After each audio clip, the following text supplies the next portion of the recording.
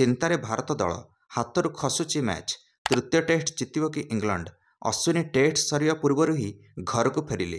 तांको परिवार रे एमरजेंसी आसी जाइछि आ कारणटी एबे भी गोपनीय रखा जाइछि बीसीसीआई द्वारा। चलित टेस्ट रे अश्विनी 500 विकेट संपूर्ण करनेले टेस्ट रे एबे अश्विनी अनुपस्थिति जोगु इंग्लैंड आहरी शक्तिशाली हो जाइछि।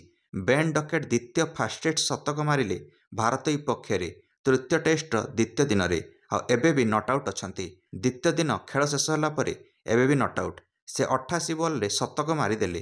इंग्लैंड दल काली द्वितीय दिन में 207 रन कर मात्र 35 ओभर रे। काली अंतिम सेसन रे इंग्लैंड दल 29 ओभर रे 176 रन मारिला, 6 रन प्रति ओभर करिला। जाडेजा लाइन लेंथ भूलेई देले एकला बेन डकेट। 21 चौका 2टा छक्का मारिले। जाडेजा छानिया ही 2टा नो बॉल फोपाड़ी देले गोटे ओभर रे। बेन डकेटर बैटिंग देखी आउट मध्य होई परिले नाही बेन डकेट। भारतर कौनसी बॉलर मोहम्मद सिराज, जसप्रीत बुमराह, आर अश्विनी, रविंद्र जाडेजा किए भी नहीं पारिले नाही बेन डकेट को। दर्शक बंधु माने इंग्लैंड दल मात्र 237 रन पछुआ अच्छी भारत ठारू। 8टा विकेट बाकी अच्छी इंग्लैंडर।